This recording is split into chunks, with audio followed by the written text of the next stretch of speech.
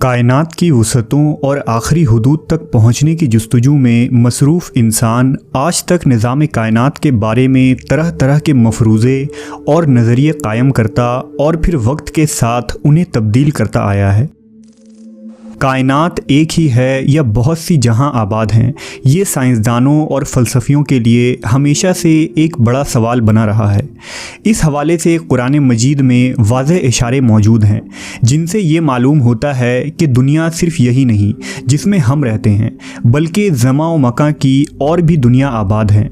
इस हवाले से आज साइंसदान इस थ्योरी को सच साबित करने की कोशिश कर रहे हैं कि क्या हमारी दुनिया के सिवा और भी दुनिया आबाद है और क्या वहाँ भी हमारे जैसे इंसान मौजूद हैं। अल्लाह ने इस सवाल का जवाब देते हुए अपने मुक़द्दस किताब में फरमाया, अल्लाह वो है जिसने 7 आसमान पैदा किए और उनके मानिंद ज़मीनें भी, उनके दरमियान हुक्म नाजिल होता है ताकि तुम जान लो कि बेशक अल्लाह हर चीज़ पर कुदरत रखने वाला है। सहीहुल बुखारी और दीगर कुतुब अहादीस में इस आयत के ज़िमन में एक रिवायत मौजूद है कि मुफस्सिर कुरान हज़रत इब्ने अब्बास के पास एक शख्स आया और उसने सूरह तलाक़ की इस आयत की तफसीर पूछी। हज़रत इब्ने अब्बास खामोश रहे। उस शख्स ने दोबारा इसरार किया और पूछा कि आप इसकी वजाहत करने से गुरेज़ क्यों कर रहे हैं।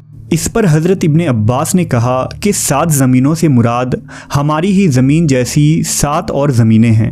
हर ज़मीन पर हमारे पैगंबर मोहम्मद सल्लल्लाहु अलैहि वसल्लम की तरह एक रसूल आए हैं।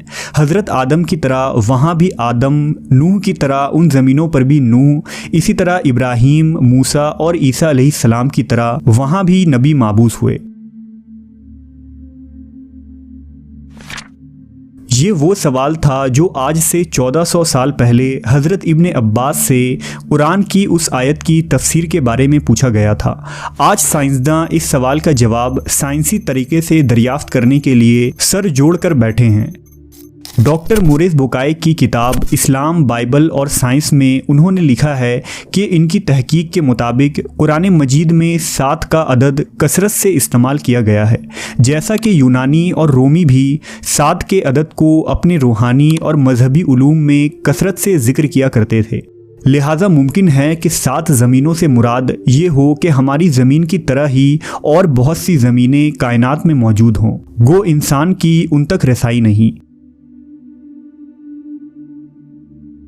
आज साइंस के मुताबिक बेशुमार दूसरे सैयारे और सूरज की तरह बेशुमार सितारे इस कायनात में बिखरी पड़ी हैं और हमारा निज़ाम शमसी इस पूरी कायनात का सिर्फ एक छोटा सा टुकड़ा भी नहीं है। दरअसल साहिल समुंदर में रेत के ज़र्रात कम हैं, मगर कायनात में प्लैनेट्स, सैयारे और सूरज वगैरह इससे कई ज़्यादा हैं। लेकिन कुरान मजीद की इस आयत की बात करें तो उलमा के दरमियान मुख्तलिफ नज़रियात और आरा पाई जाती हैं। कुछ उलमा का ख़याल है कि इससे मुराद 7 मुख्तलिफ ज़मीन और आसमान हैं, जबकि कुछ की राय ये है कि 7 कायनात एक दूसरे की हमशक्ल हैं। यानी अगर ज़ैद नामी एक आदमी इस ज़मीन पर मौजूद है तो वो मज़ीद 6 ज़मीनों पर भी मौजूद होगा। सूफिया कराम के यहाँ भी 7 ज़मीनों और आसमानों और 7 आदम व हव्वा का तस्वुर मिलता है। लिहाजा मशहूर सूफ़ी बुज़ुर्ग शेख इब्ने अरबी के मुतालिक एक मशहूर वाक़या नकल हुआ है।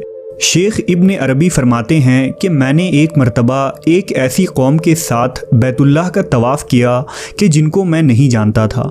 उनमें से एक ने मुझसे कहा कि क्या तुम मुझे जानते हो?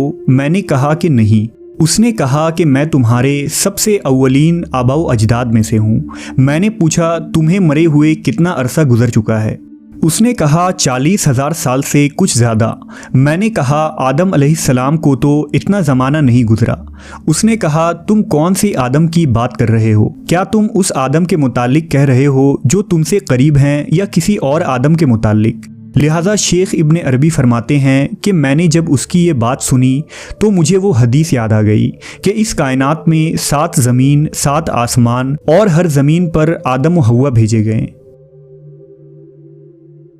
अहले हिकमत ने 7 आसमानों और उनकी खुसूसियात को कुछ यूँ ज़िक्र किया है कि ज़मीन से आसमानी दुनिया की और एक आसमान से दूसरे आसमान की मुसाफत 500 साल के सफ़र की दूरी के बराबर है, और इसी तरह हर आसमान का अपना अपना हजम यानी वॉल्यूम है।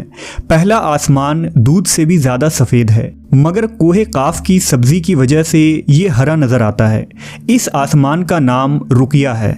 दूसरे आसमान का नाम फीदूम या माऊन है, और वो ऐसे लोहे का है जिससे रोशनी की शुआएं फूटती हैं। तीसरे आसमान का नाम मलकूत या हायून है, और वो तांबे का है। चौथे आसमान का नाम ज़ाहिरा है, और वो आँखों में खैरगी पैदा करने वाली सफ़ेद चांदी से बना है। और 7वें आसमान का नाम लाबिया या दामिया है, जो सुर्ख याकूत का है, और उसी में बैतुल मामूर है।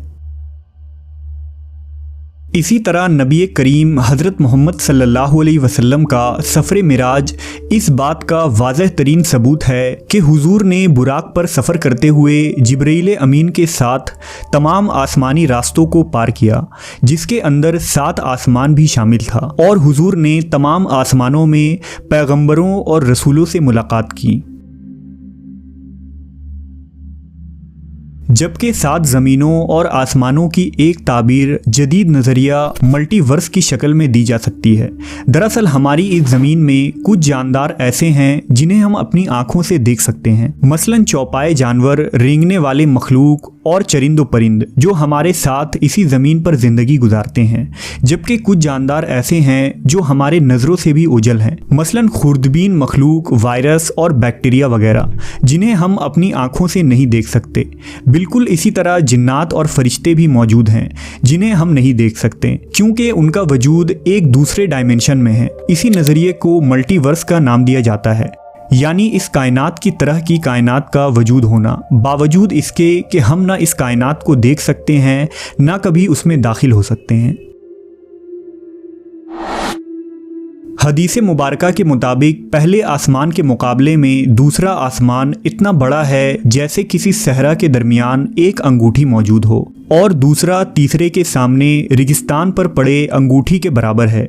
इसी तरह तमाम 7 आसमान एक दूसरे से बड़ा और वसी है।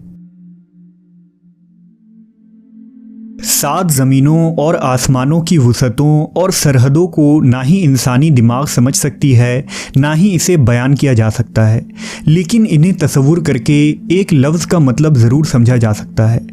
अल्लाहु अकबर, यानी अल्लाह बहुत बड़ा है।